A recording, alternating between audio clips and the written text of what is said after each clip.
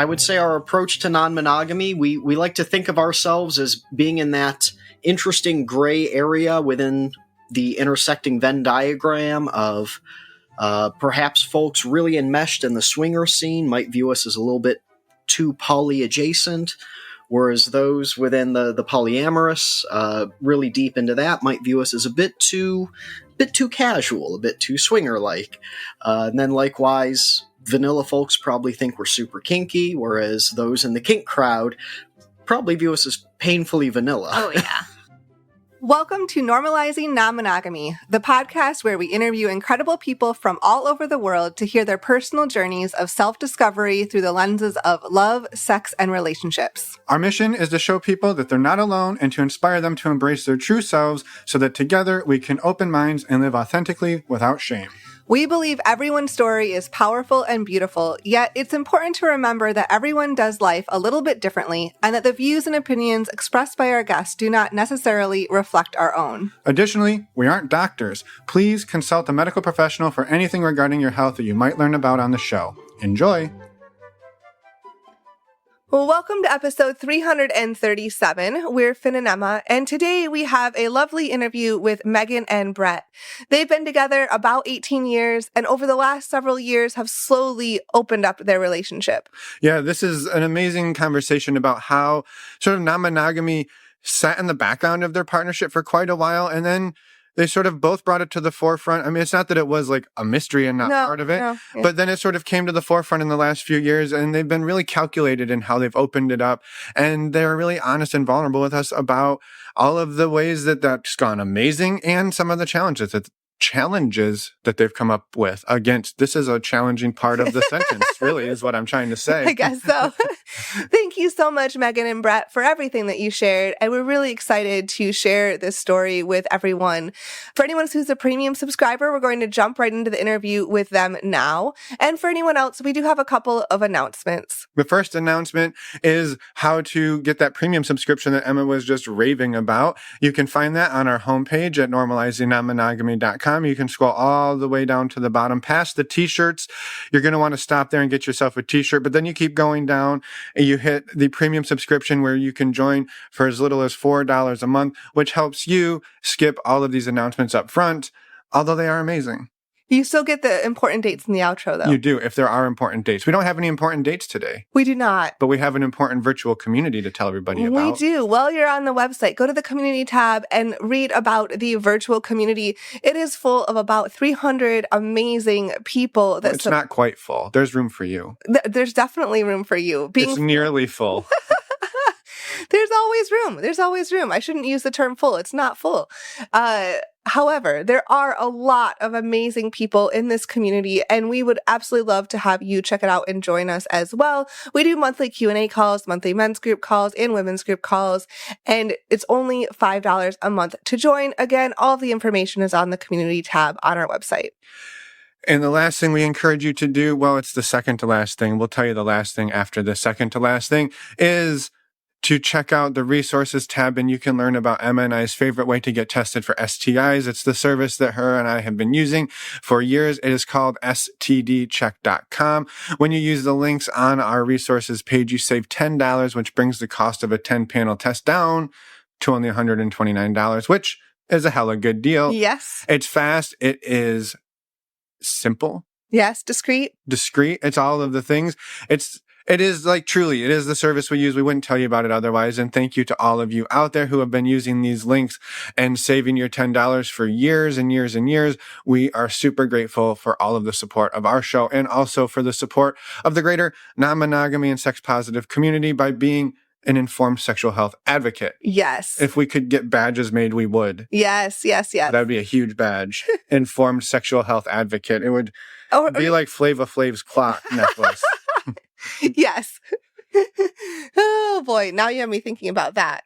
Anyway, also a final reminder, if you would like to come on the podcast or if you have any feedback for us or questions, we would love to hear from you. Go to the Contact Us page and send us a voicemail or an email and we'll get back to you. And that's it. That is it. And now we're going to jump into this amazing conversation with Megan and Brett, and we will see you all on the other side. Let's go. Welcome to the podcast, Megan and Brett. We are very excited to talk today. We only know a very little bit about your story, and we can't wait to dive in and hear all the things. So coming in blind. Thank you so much for being here. Happy to be here. Excited. Glad to be on. Long time, first time. There we go. Perfect. Well, for anybody who doesn't know the three things we know about you, do you mind introducing yourselves for us, for the listeners, and for everybody who wants to get to know you two better? I don't know what the three things you know about us are, besides... we can tell you like Zelda based on all of the artwork behind you that nobody can see. But yeah, right.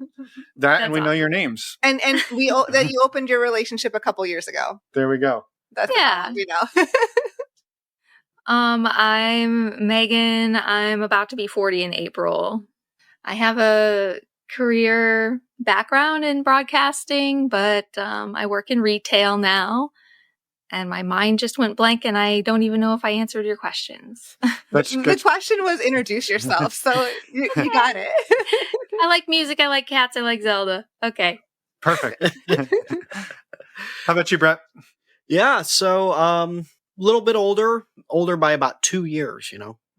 So huge age gap here, so I'll be 42 this year. Wound up accidentally stumbling into the world of IT professionally. Not sure how that happened, pure luck, I guess, or misfortune. No, it's about who you know. I was a connection. Yes. And a fun story there revolving around Steely Dan. Let's see. I'm a musician, play guitar, bass, flute. Trying to think You're athletic these days. Oh, yeah. He's been hitting the gym, y'all. I didn't have a hot husband when he was a hot husband, but I mean, cut that out. That was rude. That was so rude. You were always hot, I promise. I think we'll leave it in for levity's sake. We get it. We get it. He's getting swole for us for the podcast. He really, it's for all you people. Just imagine. I think it's the expression of the oncoming midlife crisis. Going, all right, I don't have money for a red sports car, and we're already non-monogamous, so it's sort of like, well, I guess I'll just do the whole athletic thing. We'll get the Planet Fitness membership. It's way cheaper than a Ferrari. Indeed. It is. Well, you sorry, I cut you off. Go for it. Well, you alluded to the fact that perhaps non-monogamy is part of your world. Would you maybe tell us what that looks like today? And then we're going to go back in time to maybe how you two met and when non-monogamy first popped into your worlds. Yeah. Would you like me to start? Would you like to? Go ahead. Okay. You go first. Well, I think when it comes to, I would say our approach to non-monogamy, we like to think of ourselves as being in that interesting gray area within the intersecting Venn diagram of perhaps folks really enmeshed in the swinger scene might view us as a little bit too poly adjacent, whereas those within the polyamorous, really deep into that, might view us as a bit too casual, a bit too swinger-like. And then likewise, vanilla folks probably think we're super kinky, whereas those in the kink crowd probably view us as painfully vanilla. Oh yeah.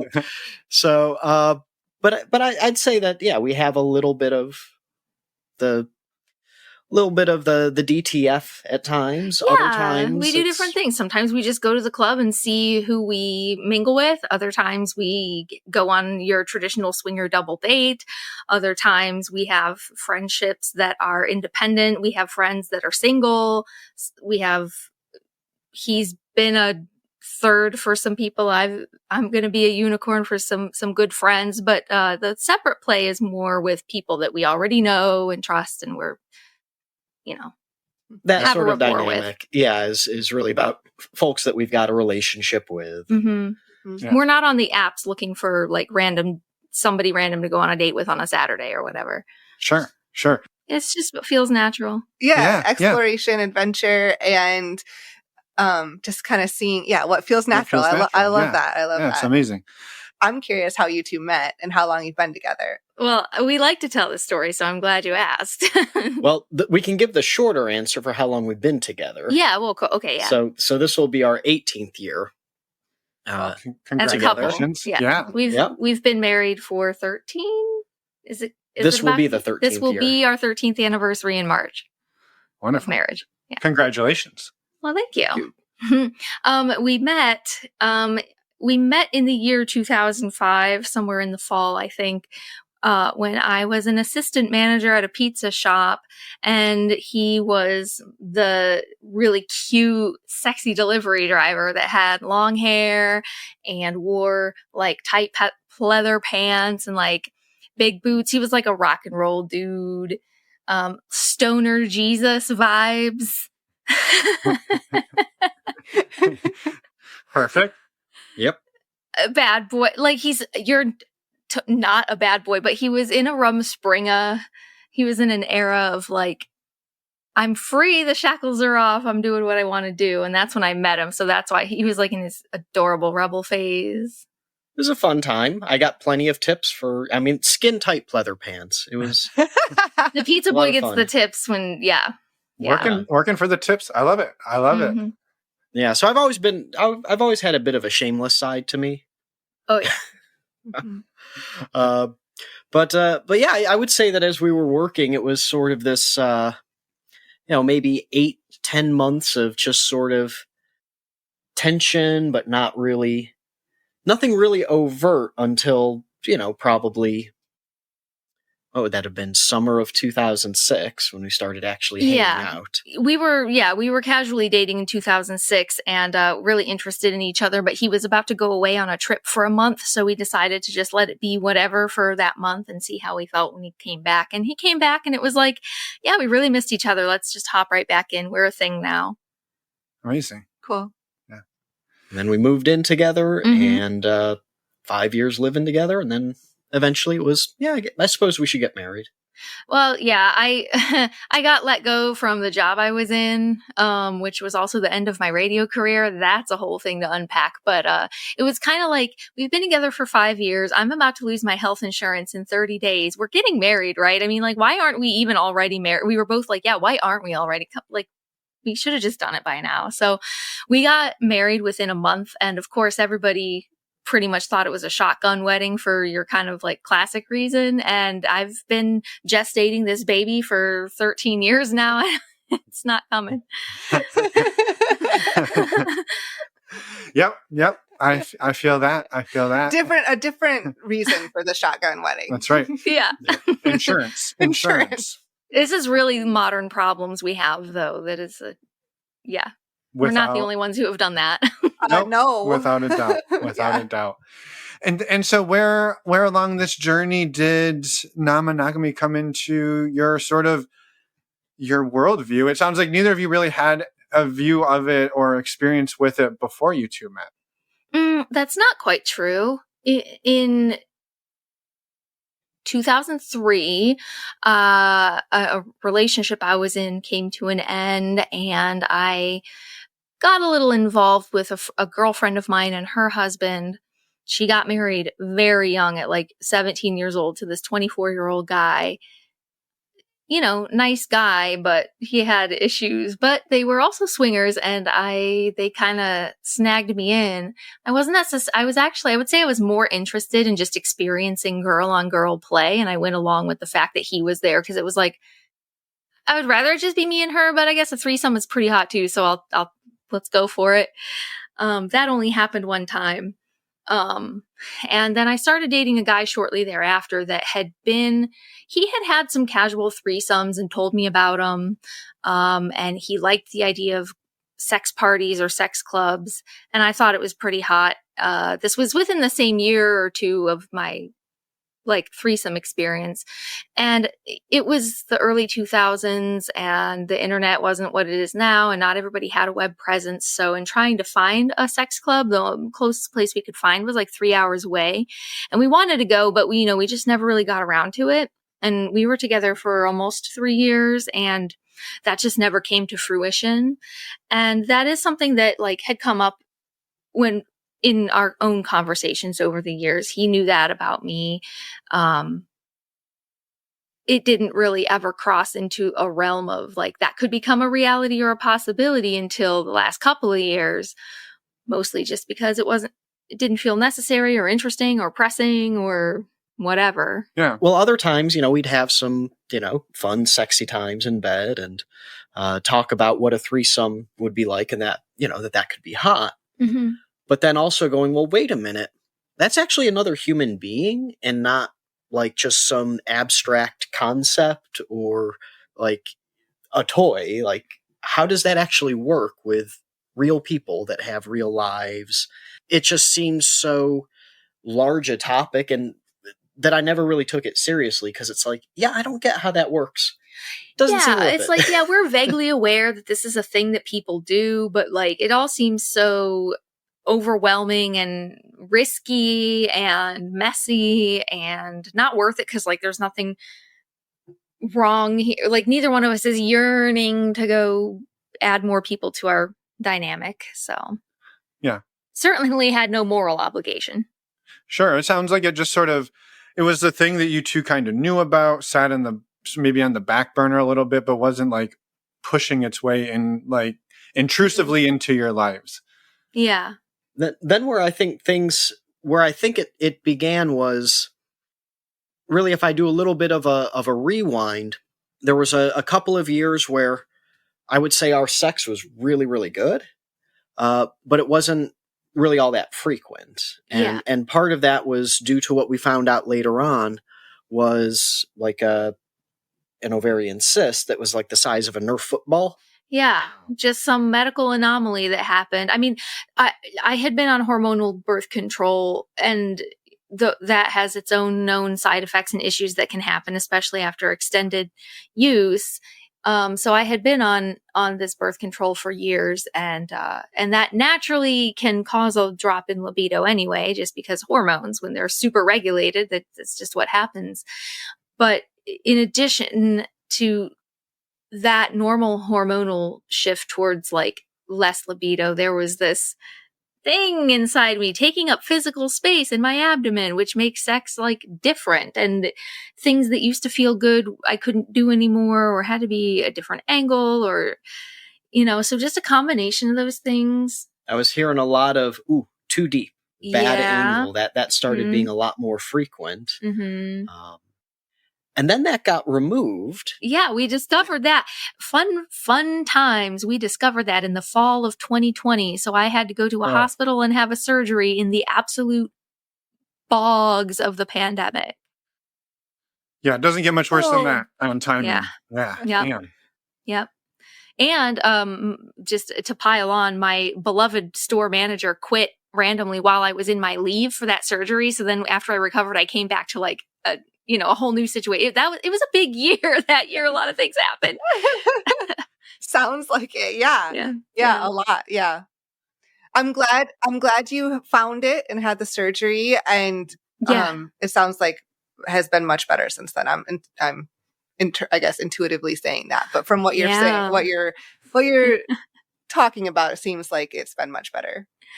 Yeah, because after getting that removed and healing, I stopped taking the birth control, and within about a year, the next year, pretty much exactly a year later, Brett went ahead and had a vasectomy. So my hormones were natural and doing natural hormonal things, like making me want to have sex. Because even with one ovary, they did have to remove the one that the cyst was on. It was a goner, but I still have one and it's doing its job. So I have a libido now.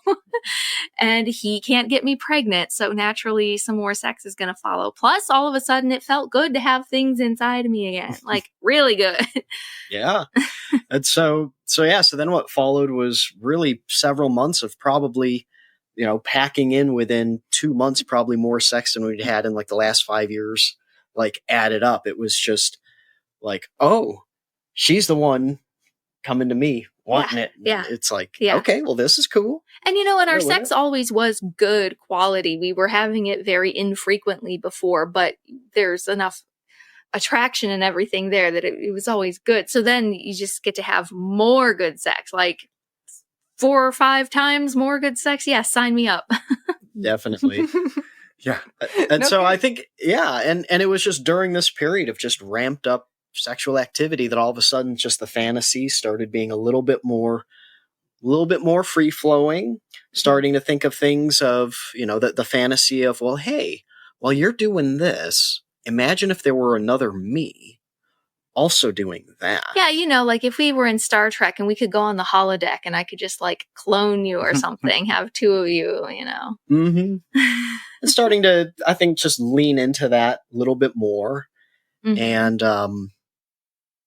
And it was interesting because it was somewhat of both of us sort of looking at the idea of just like a sex club in general. I think you had mentioned, from way back almost 20 years ago, things around sex clubs, and that put a bug in my brain where I'm like, wait a minute, do we have any near us? Mm-hmm. It's like, oh, we've got two. All right. Yeah. And so then as I realized Megan had already done her research and said, well, actually, one of them is a little bit meh, might want to stay away from that one. The other the one, culture, however, the vibe is. The other one, however, sounds really good, in terms of what that is. And still the conversation was just kind of, okay, well, that's interesting. I mean, the goal was more to be in a sexually charged atmosphere. We have no qualms about being seen. Public sex isn't our thing for like something you could get arrested for, or like we want the people who see us to be consenting to seeing us, but we do like to put on a show and see other people putting on shows. And with the idea that any sort of play would not happen at the club, but only if we happen to like make some connections, make some friends, feel safe. That wasn't really the goal, though. Yeah, well, and even to rewind it a little in terms of the actual proposition to go to the club, it's kind of fun. Right. Because, we were hanging out in the bedroom. I think you were giving me a massage. My birthday was coming up in maybe about 6 weeks or something like that. And, you slyly brought up the idea. You said, I had this idea for your birthday. That sex club is having a party on your birthday. And my original thought was I would just take you to dinner somewhere downtown, and then after dinner go, oh, by the way, at which point common sense prevailed, and she went, maybe we should talk about this first. As fun as the idea of just springing it out of nowhere. What a great premise for a TV show, Candid Camera. Like, surprise, we're going to the sex club. Right. Hope you wore your good underwear and not the one with the stain. Right. None of my underwear has. It has happened. I will just say we've talked to enough people that does happen. Oh no, I don't recommend that approach. No, I do love this approach though. I just want to say this is one thing that when people reach out to us and say, hey, we're interested or we're curious or one of us is curious and one of us is struggling. One of the first things we say is like, just go to the environment if you can, right? Mm-hmm. Go to a sex club. Don't worry about playing with other people. Don't even worry about connecting. I always say go with the open mind of talking to people, but that you don't have to be closed off or necessarily guarded, but just to be in the environment, experience it, have that energy together. Like that's a really wonderful place to start and can often breathe a whole lot of energy and sort of the new sort of excitement into your partnership without ever even touching another person. And so I love that you two sort of took that path and consensually, which is bonus points. So good for that. Good for you. Thank you. Yeah. Well, and it made it fun to have some anticipation along with going, wait a minute, this is now this whole new, this world that seems secret to us. That was just, these are the people that go to orgies and sex parties. And it's always just seems so otherworldly almost. Like, that's not for us. Like, yeah, I guess it exists, but like, it's like, okay, I've seen Eyes Wide Shut and Sorry to Bother You and whatnot and seen like orgy scenes, but is that what it's really like? Wait, there was an orgy in Sorry to Bother You? Yeah. I'll have to have you rewatch it. All I remember is giant horse cock. It's in one. Have you all quick seen scene. that movie, by the way? Highly recommend. No, we have not. But It sounds like it potentially has an orgy in it, though, so we'll have to check it out. A very brief one. Just a camera panning through a hallway, but that was one of those movies. That's true. Yeah. So I wound up seeing it 6 times in the theater. Huge fan. If you're into surrealist, black comedy, satire, sci-fi with a dash of horror. highly recommended. A lot of Venn diagrams just collided right there. That's amazing. It's really interesting. Yeah. Hits them all. But what I really liked was the anticipation, this whole otherworldliness of orgies or just whatever it could entail. So that's when we started finding different podcasts and going, oh, people out there are sharing their stories, and there's, a lot of good content out there. So I found a couple of podcasts. Megan found a few. We had been listening to things independently, talking about what we learned, including like all of the new lingo, all of the new concepts.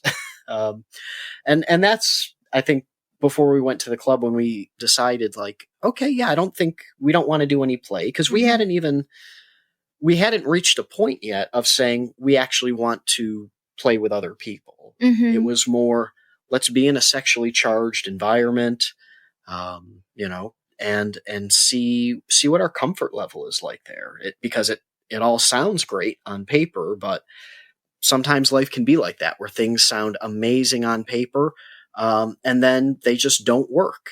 Cinematically, that would be the movie Freddy Got Fingered, by the way. I believe you two have a lot more cinema knowledge than we do, and I will just blanketly going to put that out there, that if you go, have you seen that movie? The answer is probably no. That is the answer with me. I have not seen anything. I think we named 2 out of the 12 movies I've seen in my life just now. No, that's an exaggeration, but not too far off. I'm a movie geek. He's the movie geek. I've seen some movies. Fair enough. I love it. Well, for anyone listening who's also a movie geek, they will appreciate it. Right. So. Right. So did it, not to spoil it, but did when the rubber met the road, how did it pan out for you two? Well, first time at the club was really fun. We went out for dinner with a bunch of vanilla friends first in the same neighborhood that the club was in. And we were wearing outfits that were a little sexy, a little bit theme oriented. And they did our friends suspected, and they do now know that we are in the lifestyle. They're vanilla, but they're cool. Actually, one of them is a former swinger, but like they're fine with it. They don't want the details, but they're fine with it. Yeah. But so then, we all parted ways and we went over to the club, which was just like minutes away. And yeah, it was fun. I mean, we just were taking in the scenery. I mean, neither one of us had really been to a dance club or a nightclub in decades. We like, what do we do here? We BYOB'd. We bead our own bee. And it was a bottle of wine that we didn't even finish that night, I don't think. Or we took 2 bottles and didn't even, yeah, it was just taking in a lot of the sights. We took the tour, of course. They're very nice. They give you the tour. And we just thought it was a really nice facility, well laid out, clean. And we met people. We talked to people. At one point, I remember walking down the hallway and we chit-chatted with a couple. And they asked us right away if we wanted to go get a room. And we're like, we're not really ready for that tonight. We don't know what we're doing. And they're like, well, neither do we. And we laughed a little bit. But it was like, no, thanks, not tonight. And it was, I would say, within the first 30 to 60 minutes, one of the rooms they have is an exhibitionism room that's got, big, basically floor to ceiling mirror on the side facing the hallway. Then there's a room right next to it, and so it's just got a huge mirror. So you're just saying, a window between the rooms. Yeah. It's an exhibition room. There's just a curtain on the door. And so, like I said, we have no qualms about being exhibitionists. So we got down in there. We didn't have sex though. We were just 69ing in there, right? Mm-hmm. Yeah. And I'm a short-haired woman. I sometimes get mistaken for male from like the side or behind or whatever. Especially in retail, I've had to learn to respond to sir if it seems to be coming in my vague general direction. But we could hear people chit-chatting outside the door being like, is that two guys in there? Or is that two? I tried to position myself in an angle so that people could see that I have a female body, but we had fun, but what made it fun is we were just laughing on the inside, inside of the room. There was probably a crowd of maybe anywhere from 6 to 10 people, as they come and go and just stop and watch for a bit and give their color commentary. And so we were just, having a great time. Did you finish? Yes, I did. You did. That's right. Okay. Oh, yeah. Yeah.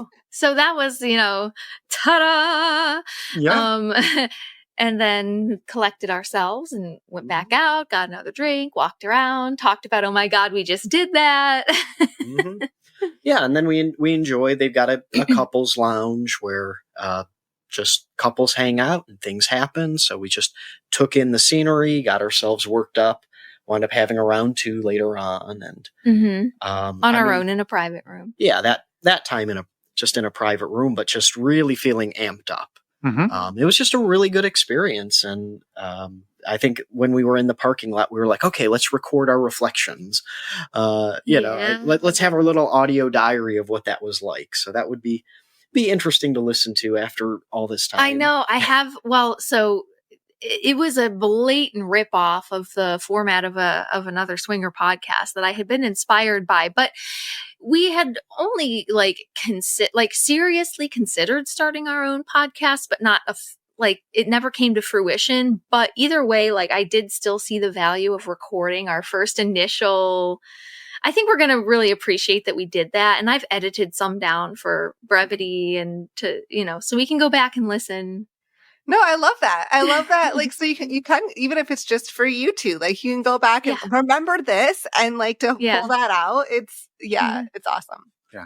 I love that. The early days, they're fun to look back on and remember. And the excitement of that first time going to a club or first time having sex in front of other people and just so many firsts. And I love that. Yeah. Yeah. And so then, kind of from there, I think it's probably pretty common. A lot of sex clubs will have their own internal social media site, so to speak, where it's kind of a hybrid of social media plus a dating type site where you get up your profile and everything else. And so we had a couple reach out to us, and right away we were clicking really well with just a lot of shared interests. And we wound up going, okay, well, they actually live close by. Let's go on a date. I think it was that night or the next night. It was very short from just having a chat conversation to realizing we're clicking, let's meet them. Yeah. And all of a sudden having the butterflies of going, wait a minute, we were on an outdoor patio and just going, what are we doing? Yeah, we got there first, so we're sitting at the table looking at each other like, oh my god. Yeah, because I think we had decided that we were comfortable with what we had experienced at the club, and I think we were getting more open to the idea of playing with others, which is why we put our profile out there and said, well, yeah, let's. Yeah, we decided to go to the club one time and check it out before going fully and making a profile. So after we had gone and had a great time the first time, we're like, yeah, let's make a profile. Mm-hmm. Yeah. And, cool. So how did the date go? Yeah. It went really well. We had drinks, great conversation, continued to build on some shared interests, shared a couple of good life stories, both from their end and our end. They lived pretty close by, and so we went back to their place, and we had already decided that we weren't going to play that night. We weren't ready, but we wanted to. We agreed that we were okay with flirting and light touching, if you're really vibing with somebody and you want to snuggle, kind of get close if we're on the couch or whatever, but we weren't going to be making out because that would just, that could be a snowball rolling down the hill that you can't stop. Yep. Yeah. Yeah. So we went back to their house after going out, and we were singing karaoke in their basement. That it was so much fun. Just, a crowd of singing for 3 people.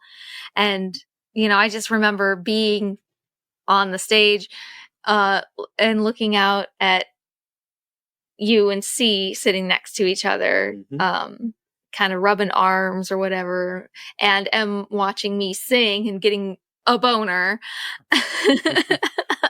Well, and of course she let us know that she enjoys hairy chests, of which I possess. So I had a nice button-up shirt done down a little bit, and so invited her to pet the rug. Oh God, you make it sound so attractive. You know it. By the way, that's the first time that phrase has ever been used in 330 plus episodes. So well done, Brett. Well done. Yep. Happy to bring something to the table. Yeah. So the night went well, it sounds Yes. like. Yeah. It went well. It was towards the end. She really wanted to kiss him. I mean, they were vibing. Me and Em, we were vibing, but not as hard. Like, it was a little bit more of a slow burn for us to connect. We're both a little bit more cerebral. They were just clicking together, and she wanted to kiss him. And I remember the moment when he leaned like across her and to my ear, like, can I kiss her? And I was like, nope. And it wasn't a territorial thing. It was more like, no, we're going to stick to the agreement. We're not compromising on that in the moment. It's safer to just remain with what we agreed on, because there will be other days. This is going well. Mm-hmm. Yep. Oh, to have the wisdom that you two had when we started would have been amazing. That we always say and again, everybody kind of does it their own way, but one of the things that we've sort of landed for us is it's better to leave a situation wanting more than to leave a situation wishing you hadn't done things. Absolutely. I think we probably said something pretty much to that effect when we had agreed not to play that first night. Yeah. But it wasn't too long after that we scheduled a play date with them for soft swap only. They were full swap at the time, but they were only in the lifestyle for like maybe 4 months longer than we were. And they did just kind of randomly dive in and like, whoops, we full swapped. Woo! But we were slower than that. But our first, play session, they came over to our house and we had a real nice time. And they sent us a thank you card in the mail, handwritten in the U.S. Postal Service. Like, I mean, I kind of melted. I love that, a gesture like that. That's amazing. Yeah, that's so sweet. And like, it's such a simple gesture that means so much, especially because that's not something people do as much anymore. No, and it's so adorable to just look at a card that says like, thanks for the hot sex and for dinner or whatever. It's just like, tee. Yep. I love that. Also, a real power move if you do it in postcard format so the mailman can read it. Next level. I'm going to tell him that. Another form of exhibitionism. Yeah. Right, yeah. Thanks for fucking us last night. Dinner was delicious. Can't wait to see you two next week.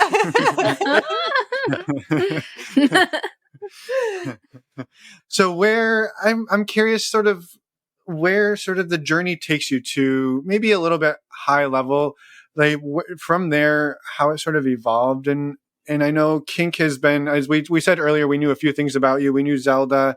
We knew you've been in this a little bit, and kink has been a part of a part of your world, and want to maybe make sure we weave that in as well.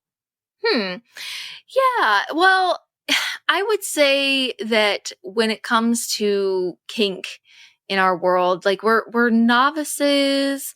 I wouldn't really identify as a kinkster myself. I think there are a lot of things I really appreciate and think that the swinger community could learn from the kink community.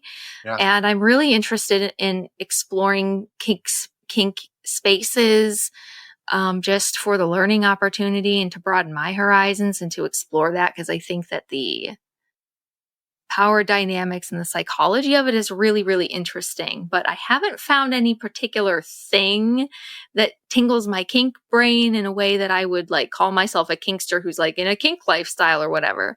Sure. We've tried some things.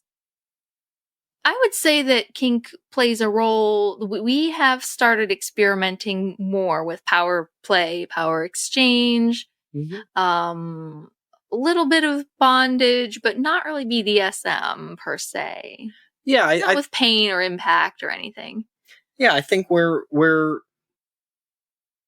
we've been learning a bit, I think, from becoming friends with folks that are more within the kink spaces, but I think exploring some of the dynamics that we have, and so I think that's very much a slow burn journey where sometimes the mood will strike and it's, hey, what do you think about trying this?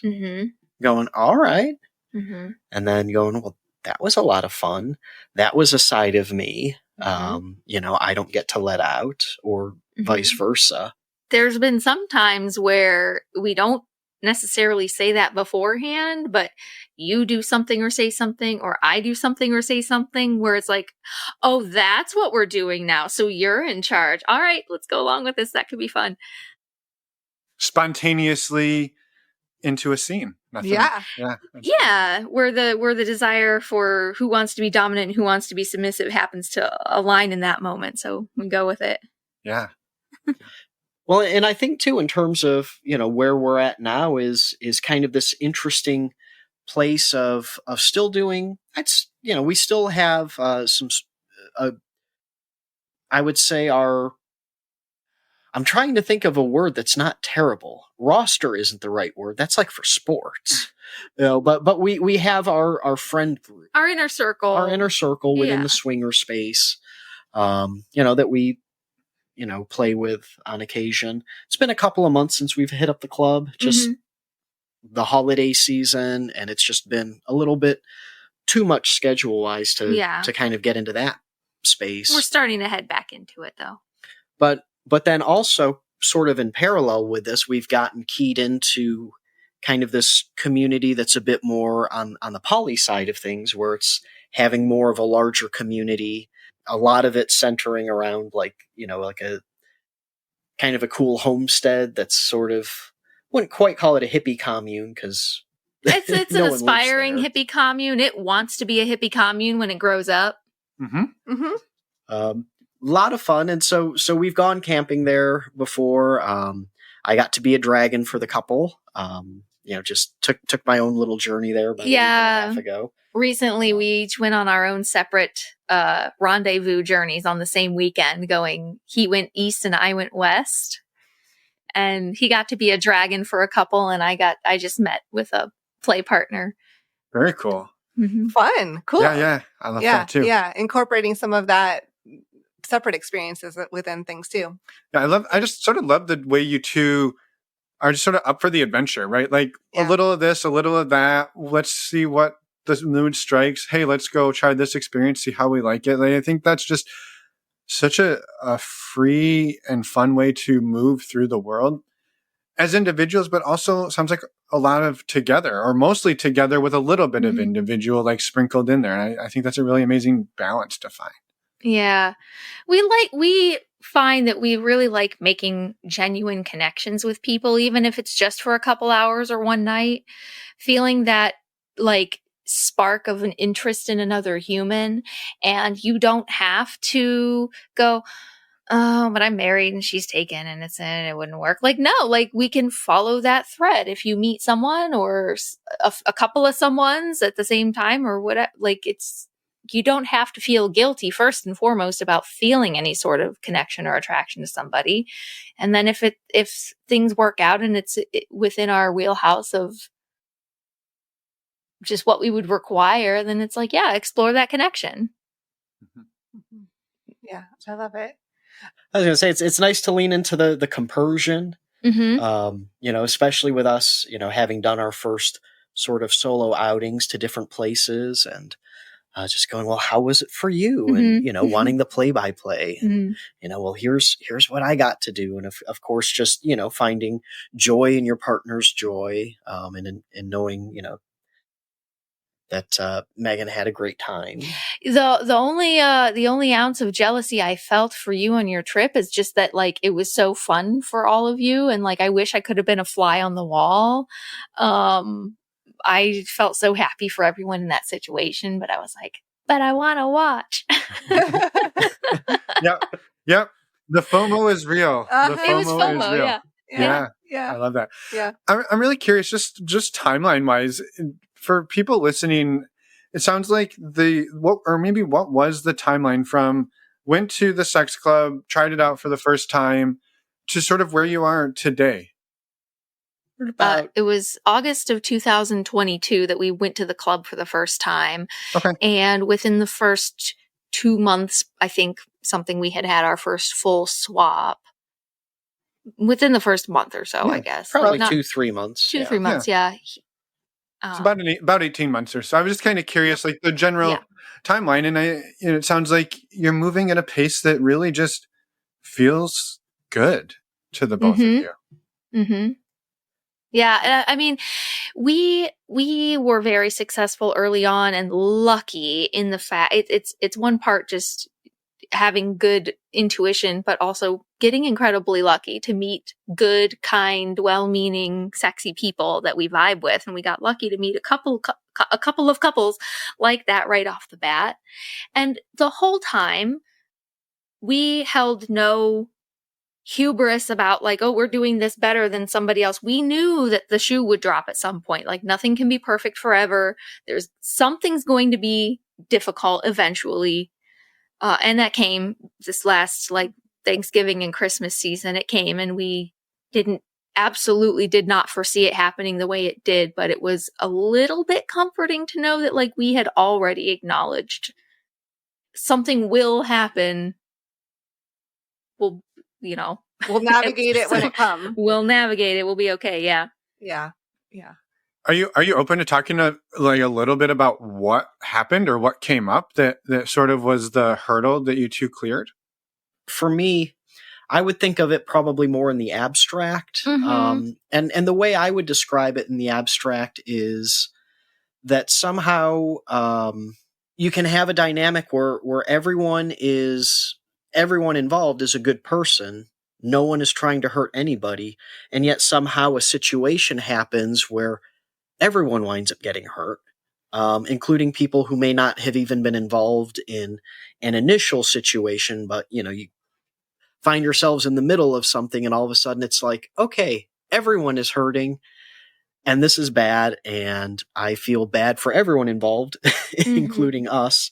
Yeah. I think it just became interesting to realize that there's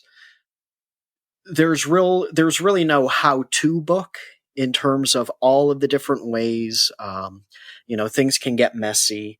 All of the ways where if you try to avoid a bad situation, sometimes that can make a bad situation even worse by trying not to get involved in something that actually didn't involve you, but going, well, it still involves people all around that we care about. And, there's avoiding drama, but there's also being a good friend. And those are some really difficult, it feels like you're walking on a tightrope and it's like, well, I think we probably made some wrong calls. Just kind of everyone did. Well, certainly everyone did. Messy. And I feel like we tried so hard to do the right thing. And in that situation, any number of things could have been the right thing or the wrong thing. And it just so happened that the thing we chose wasn't the way that worked out. But I wouldn't say it was the wrong thing, like just life is weird. And I will say, though, what I can share that I would love anybody and everybody listening to take away, that the snowball at the top of the hill of everything was people got way too intoxicated beyond the point of being able to give reliable consent and bad decisions were made. So maybe keep people's intoxication level, including your own, in mind when deciding whether to play or not with somebody for the first time or any time. Yeah. Sage advice. And we definitely won't push you any further. And I think the web of connections that happens when you go from 2 people to 4 people, like, that's exponential. You add 2 more, and 6 people and 8. Yeah. And it's just like the chances that something is going to happen that might not feel good to someone and that then everyone's trying to figure out what to do. It's real. It's very real. Yeah. And again, nobody probably, I would be hard pressed to bet anybody came into that situation maliciously or nefariously. Not at all. Everyone's trying to do their best with the tools that they have, and nobody knows exactly what to do. And unfortunately, people get hurt, and it's hard, and it sucks. And in hindsight, I realize, it's always 2020 that everybody was kind of acting with their trauma triggers engaged. Like people were probably, including myself and everybody, were going by the playbook that their trauma informed pain body or whatever, like tells them how to respond. And it's like you have these pseudo close relationships with people that you don't really know that well. And, you don't know people's communication style. And well, especially when I would say when it comes to, conflict or deep things to resolve, so you can have good and strong connections across a lot of avenues, but all of a sudden it's like the shit just hit the fan. And even within just, us as a couple, it took us a while to learn one another's communication styles.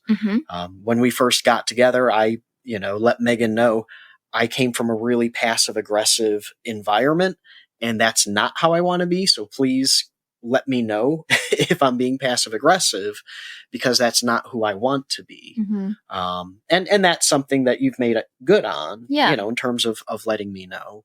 And I think my temper has calmed down. I don't fly off the handle nearly as much as I used to. And yeah. But it takes time. And so especially when all of a sudden it's, you've known people for maybe a year or so and a big situation came up where everyone is engaging their toolkit.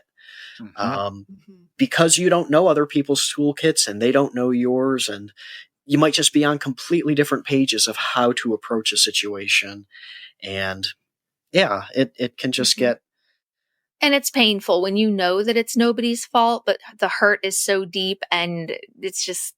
Yeah, it's painful. You kind of have to walk away sometimes. Yeah. Well, I remembered kind of feeling like the pendulum effect where I was like, this hurts really bad. This sucks. Okay, back to monogamy. But that was just that brief 10th of a second type thing of going, well, no, not really, but it's that protector. It's that protection coming up of yes. Yeah. See, I knew other people would be icky and weird and scary. Yeah. All the norms and stuff we're told. I think too.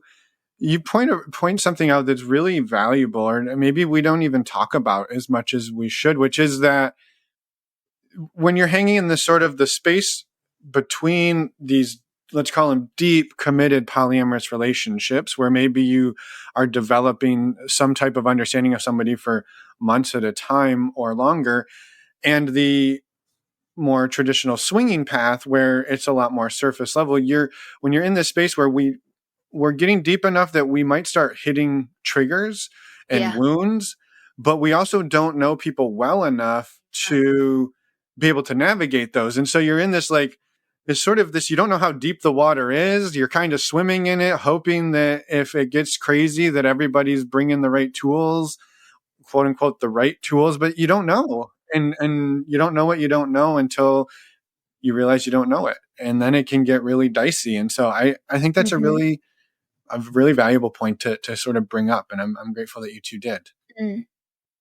I'm sorry you had to go through it, but thank you for our benefit. We appreciate it. Yeah. No, thank you for touching on that. And, one of the questions I was going to ask you both, you touched on this briefly, but I'll ask it anyway so you can expand, is that kind of through this journey, how have you seen each other grow? I've seen Brett grow in communicating in the moment, being able to ask what someone wants or needs, say what he wants or needs, share ideas, just become more confident in himself as a lover. Yeah. Yeah. Well, I think it's been great seeing, I think, this really sexy side of you, that's always been there. It's been between us, but really seeing, just how much I enjoy, in all of our group chats, seeing you get really saucy. I like to get really saucy. I think in a lot of ways too, we've never been bad at communicating with one another, but what I've really appreciated in this journey is getting into it. We knew would require a lot of communication and making sure that we talk to each other, and check in. And I feel like just our communication, just in general too, not even just around lifestyle and things of that nature, but just, hey, things to do around the house.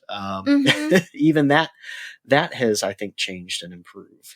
I think it's really it changed and improved, especially like a kind of unseen, unacknowledged side effect of just being more aware of power dynamics in our relationship and the idea of parentification, just in the day-to-day life, because I do have ADHD and so navigating, whose responsibility it is to make sure who does what and all that, kind of the tools of communication and not knowing when it's helpful and not helpful to externalize your issues.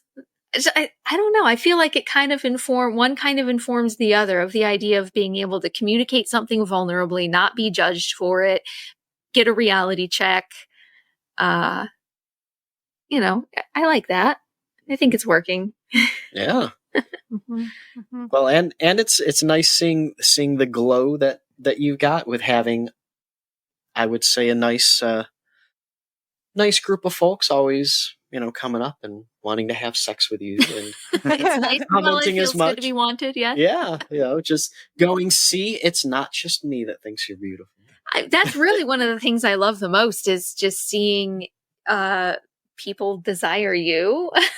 It's kind of hot. I don't know. I like it. It is like, fun. yeah, ladies, get you some. He's coming home with me at the end of the night, but he's all yours for now. You can pet his rug for a little while. And Come to pet the rug, stay for the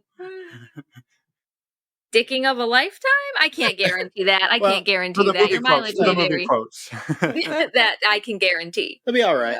Yeah. It'll be all right.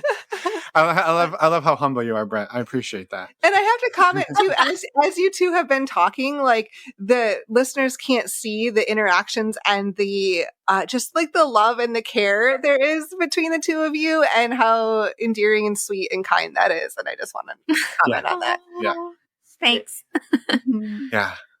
I think too, just you touched on I think the communication, we'll call it the communication upgrade that is sort of mandatory in navigating this. And I think we all figure that out at our own paces, and it looks very different, but we've heard this from others and we've experienced it in our own lives, which is, if we can talk about these things, we can talk about these other things they're a lot less scary to talk about some of the bigger things that people are often worried about in relationships, when you're like, well, we've also talked about hooking up with other people and STIs with other people and safety and and so like talking about the bills becomes a little less scary. Talking about the in-laws becomes a little less scary. Like everything sort of comes down a notch when your skills go sort of up. Mm-hmm. Yep.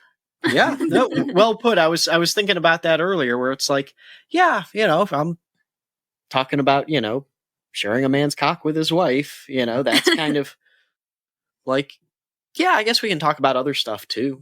Probably not that big a deal. Yeah. It's just right on the list. The basement cleaned out. Well, we're not there yet. We're still on threesomes and orgies. We're not ready to basement clean. You two probably know one of our favorite questions. Do you have a fun blooper or story that you would like to share that would show that things don't always go as planned? It can be sex related or not. Like a lifestyle, like a blooper. Gosh, okay, I know you want like a non-monogamy blue. Do you have one in mind? It doesn't have to be non-monogamy. It can be anything. It doesn't have to be non-monogamy. Okay, I just love sharing this blooper because it shows how far we've come. And I mentioned earlier about how my temper has died down, and I think I treat you a lot better these days than you ever. Like, wow, 20s Megan was not okay. And thank you for staying. But when earlier in our relationship, our first year really living together, we were broke as a joke, and I would make a lot of chicken noodle soup from scratch. I would buy a big bag of cheap chicken thighs or whatever and make chicken noodle soup. You boil the chicken in the water, and that's where you get chicken broth from. The chicken flavor goes into the water, right? So I say, hey, honey, I forgot something at the store. This chicken is boiling. After 20 minutes, please remove the chicken from the water. So I leave and I come back and the chicken is in a dish and there's no broth anywhere. And he had just poured it through a colander, like drained it into the sink and just assumed I was just boiling chicken because boiled chicken is delicious. And he got rid of all of the broth for our soup. And I was so mad because in my poor broke ass mind, purchasing chicken broth was pointless. You make, he was already a few beers in. Hey, instructions were unclear, to be fair. I guess you just needed more information. You got that computer, that logic brain. Yeah, the logic brain. Like, I guess I just didn't explain it well enough or what. But like, I screamed. I yelled at him. I made him cry. I chewed his ass out about like, he learned how chicken broth is made, like how soup exists that day. And he walked his crying butt to the store and bought me like 2 cartons of chicken broth. And I'm pretty sure I apologized eventually. I think so. Yeah. But again, I thank you for staying with me. That's just one blooper. Yeah. It does show how far, like how you, I mean, yeah. Was your reaction okay? No. And you can grow and change and recognize that and change over time. Yeah. Mm-hmm. Mm-hmm. Did you have one in mind?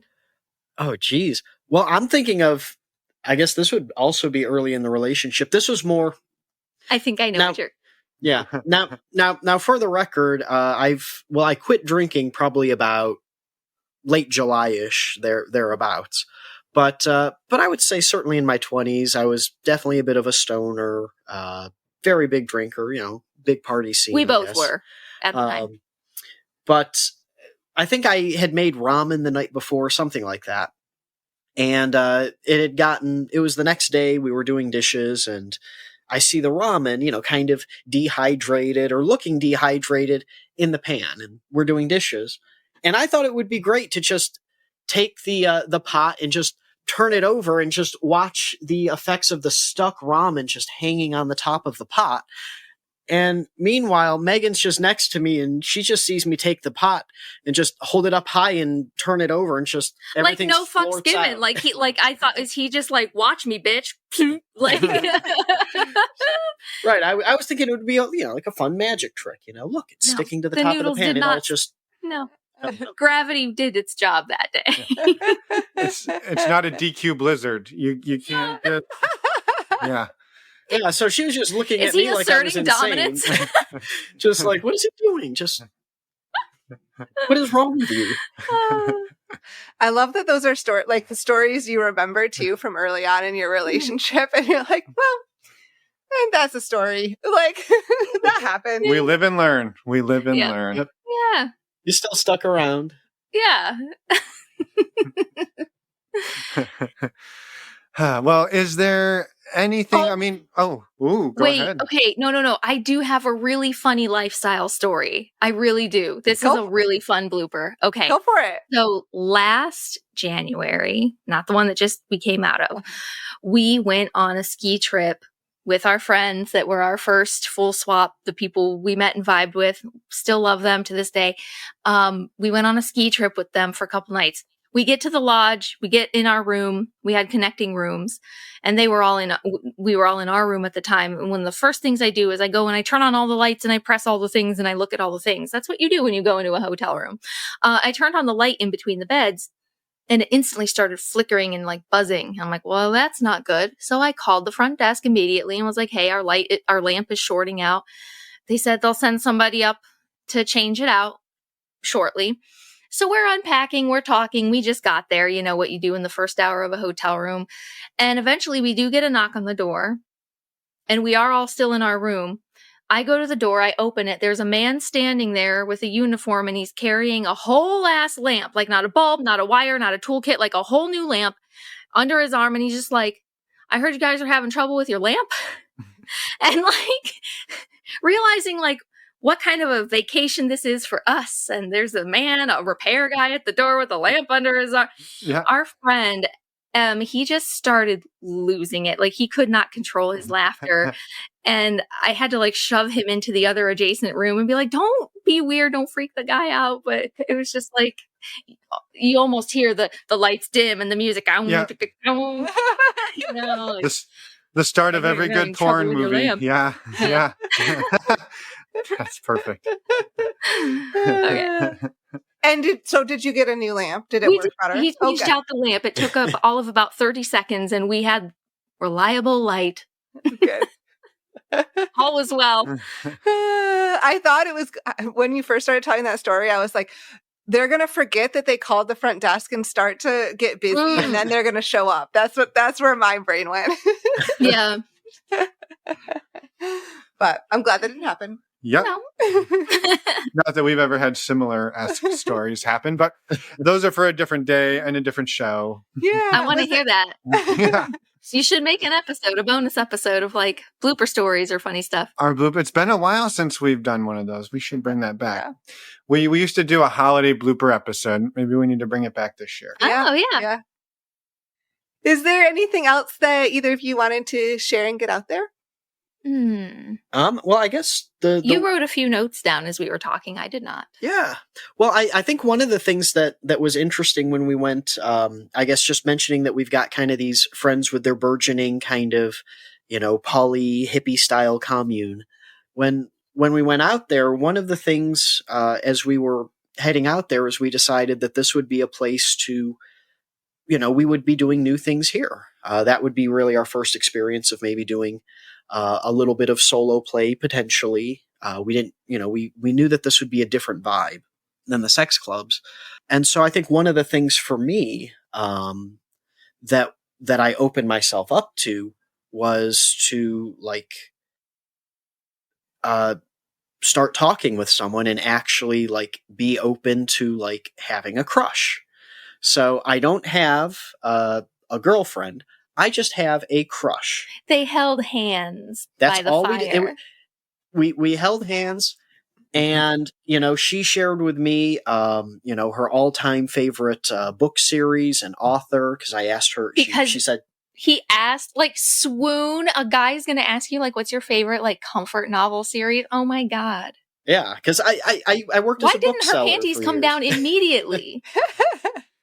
Yeah, so she shared that with me, and I was like, okay, so now I'm on the 10th book of the series, and her and I just have a completely vanilla chat that's just still moving at this glacial pace, but it's just I've got just such this childish, or not childish, but childhood style crush. Yeah, it's just kind of it's so sweet, it's so cute, and I've stayed out of it. We're on good terms, me and her, of course, we're totally fine. But, part of me, I'm not going to do this, but part of me wishes I could just get in her DMs girl, if you're looking, if you just need somebody to tell you, yes, go for it, please go for it. Because I think she's new to the E&M space. She came with a friend that was already in the swinger, poly, swally world. She was divorced less than a year ago and was theoretically open to making connections, but a bit too shy and unsure of what everything was. So yeah. Well, and the heads up I got from her friend was just move slow, and so I've been making sure to just move very slow and just match the energy, and that's, and then just kind of swoon and go, okay, well, I can't text every day and go, hey, just thinking about you. No, don't push away. But it's really, really cute to see him have a crush on somebody, because presumably once upon a time before we got together, you had a crush on me and you were thinking about what books does she like to read. We actually bonded early over the fact that we had the same favorite beloved kind of young adult fantasy series as well. So it was just kind of cute to see that from the other side. Right. Yeah, those hanging in the limerence of it and the unknown and sort of just you kind of described it earlier, Megan, as following the thread. And I think that's what can be really fun about that, is it doesn't have to go anywhere. It doesn't have a mission. It doesn't have a timeline, but it just kind of gets to be what it is. And that's super fun to just hang in, because we don't get to do that very often as adults who are married or in partnership. So that's fun. I was really inspired several months ago by a blog post I read that a lot of people in the E&M space, there's a good portion of people who might be familiar with it, by musician Carsey Blanton. She wrote a blog post called Casual Love. I love you, no big deal. I love you, NBD. With just the idea that, like, you can have love or feelings for someone and it doesn't have to immediately mean anything or immediately go anywhere or immediately blow up your world. You're allowed to feel a thing towards someone and let it be what it is. And I think that has really, like, helped me in all of this. It's like, let it be what it is in the moment and don't worry too hard about what it's going to become, especially because I already have my foundation and my rock and my primary human being right here. So it's just, there doesn't have to be a sense of urgency or scarcity about it. That love is not a scarcity. Yeah. Yeah, that's amazing. We will link that in the show notes. It's actually the second time that has come up. The first time was for anybody who's familiar with other podcasters, Libby Sinback came on the show with one of her partners, Tom, about a year ago, and that poem was actually part of their journey as well. That sort of "I love you, no big deal." So I think that's amazing that it came back around. So we'll definitely include it. Yeah, I appreciate you sharing in the way you framed that, and it is so true. Like, yeah. Wow. Thank you both for everything. Sure. And I want to check in with you, Brett. Was there more? I just want to make sure you said you had notes, and I just want to make sure we got through most things. Yeah, I think that covers it. Okay, awesome. Thank you both for everything and just for sharing vulnerably and openly and wanting to come on and share your story too. We love it. It's been so fun to get to know you both, and we're excited for the journey you're on and can't wait to see where it goes. Yeah. Thank you. This was really fun. Awesome. Well, you two have a wonderful evening, and maybe we'll get an update in a year or so and hear how the crushes are going and what's going on in life. We'll let you know if anything ever came of that one. Perfect. Well, we look forward to it. And until then, have a fantastic evening. Bye. Thank you. Bye. And we're back. Thank you again, Megan and Brett, for everything that you shared. We loved talking to you today and just really appreciate your vulnerability and sharing. Yeah. And we look forward to doing it again, hopefully in the future. Yeah. Yeah. Until then, we encourage all of you to head over to our website, check out all of the resources and stuff we talked about at the beginning of this podcast, but also check out the podcast tab where you can see show notes for all of our guests, including Megan and Brett, which include links to all of the resources we talked about and most of the time photos of our guests, including today. Yes. And so we highly recommend you check that out. Get yourself that $10 savings on STD check. Get yourself into the virtual community that is almost full of amazing people. And a t-shirt too. And a t-shirt. It's going to be amazing for you out there in the world once you get the full normalizing non-monogamy workup. Yes. And also, special announcement, this Friday we have an episode.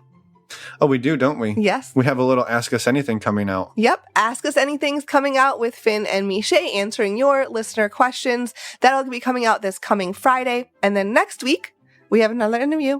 We have an anniversary next week, Emma. We do. 6 years of podcasting. We have a podcast anniversary. 6 years. 6 years and an amazing conversation with Daniel. Yes. So come back and listen next week at the beginning of May. And with that, I think that's it. That's all. Bye, everyone. Thanks for listening.